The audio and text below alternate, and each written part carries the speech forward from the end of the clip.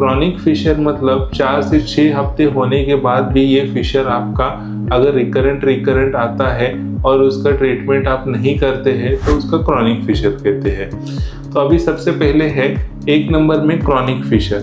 Chronic Fisher में क्या होता है कि बहुत बार पेशेंट क्या करता है, थोड़ी सी ट्रीटमेंट लेता है लेकिन प्रॉपर ट्रीटमेंट ना लेते हुए क्या करते हैं कि वो फिशर बार बार आने के चांसेस वैसे ही रख देते हैं। इसके कारण एनल कैनाल में प्रेशर गिरने की वजह से वहाँ से एक बाहर के साइड में एक मस्सा आता है, उस मस्से को अपन कहते हैं फिशर को सेंटिनल टैग कहते हैं। और ये फिशर क्रॉनिक होने के मतलब बहुत देर 4 से 6 हफ्ते के बाद भी चलते रहता है और रिकरेंट होता है, तो इसके वजह से इसको कहते हैं कि क्रॉनिक फिशर। तो 1 नंबर में सबसे इम्पोर्टेंट पॉइंट हो गया अपना क्रॉनिक फिशर। 2 नंबर में ये होता है मांसपेशियों में बहुत जकड़न होता है, यानी हाइपोटोनिक मसल स्फिंक्टर या इंटरनल स्फिंक्टर कॉन्ट्रैक्शन या एनल कैनाल स्टेनोसिस होता है। इसमें क्या होता है, बहुत बार जो अंदर वाली त्वचा जो कट होती है मतलब म्यूकोजा और सब म्यूकोजा, उसके कारण एक्सट्रीम पेन होता है पेशेंट को। और जो इंटरनल स्फिंक्टर और एक्सटर्नल स्फिंक्टर रहते हैं उसमें से जो इंटरनल स्फिंक्टर रहता है वो कॉन्ट्रैक्शन मोड में चला जाता है। कॉन्ट्रैक्शन मोड की वजह से क्या होता है, सीवियर स्टेनोसिस मतलब वहाँ की जगह पूरी बंद हो जाती है, या इसको पूरी सिकुड़न ऐसे बोल सकते हैं। इसलिए मोशन जब भी जाता है तो पूरा ऐसे घिस के जाता है। सो ये बहुत बड़ा डिसएडवांटेज होता है बहुत लोगों को क्रॉनिक फिशर में। 3 नंबर में है इन्फेक्शन या फोड़ा।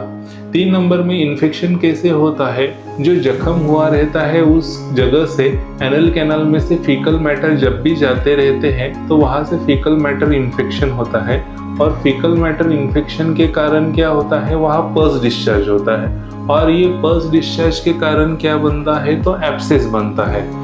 एब्सेस यानी पेरिएनल एब्सेस यानी मवाद बनना, और उस मवाद के कारण वहाँ इन्फेक्शन बढ़ जाता है, और इस इन्फेक्शन के कारण शरीर में बुखार आना या अदर बैठने में बहुत ज़्यादा दर्द होना, या शरीर में इन्फेक्शन होके बहुत ज़्यादा सीवियर पेन, बॉडी एक, ऐसे सिम्टम्स दिखने लगते हैं। 4 नंबर में अपन देखेंगे इसी इन्फेक्शन का कन्वर्शन फिशुला में होता है। फिशुला मतलब क्या, एक फिशुला मतलब एक ट्रैक रहता है, वो एनल कैनाल से लेके आउटर तक, वो बाहर तक एक ट्रैक निकलता है। ये ट्रैक यानी ये टनल जो रहता है वो नेचुरल नहीं रहता है, असामान्य रहता है या अस्वच्छ रहता है। इसके कारण क्या होता है, जो भी इन्फेक्शन रहता है वो एनल कैनाल से स्किन तक वो आ जाता है, और ये इन्फेक्शन में से धीरे धीरे पस मवाद निकलता है। ये इन्फेक्शन इसलिए डेंजरस रहता है क्योंकि जो अंदर वाले स्फिंक्टर्स रहते हैं, दैट इज इंटरनल स्फिंक्टर और एक्सटर्नल स्फिंक्टर, वो बैरियर को क्रॉस करके आया होता है। तो इसके वजह से स्फिंक्टर लॉस या स्फिंक्टर का कंट्रोल जाने का या बहुत सारे अदर कॉम्प्लिकेशन होने की भी संभावना रहती है। इसलिए ये भी अर्ली स्टेज में डिटेक्ट करना और ट्रीट करना बहुत ज़रूरी रहता है। और लास्ट, मानसिक तनाव और डिप्रेशन। पेशेंट को इतना ज़्यादा पेन रहता है, पेन के कारण हमेशा पेशेंट ऐसा सोचते रहता है कि मैं वॉशरूम को जाऊंगा तो मुझे बहुत ज़्यादा दिक्कत होगा, पेन होगा। ये पेन के कारण परसिस्टेंट पेशेंट की थिंकिंग होती है और उसकी वजह से उसके साइकोलॉजिकल और बिहेवियर पे भी बहुत ज़्यादा अफेक्शन होता है। और ये होने के कारण पेशेंट बहुत बार ये पेन के कारण बहुत बार डिप्रेशन में हो जाता है। ये डिप्रेशन का कारण उसका बेसिकली सिंपल रीज़न यही रहता है कि उसने अर्ली स्टेजेस में या प्रॉपरली फिशर को अर्ली स्टेजेस में डिटेक्ट करके उसका ट्रीट नहीं किया।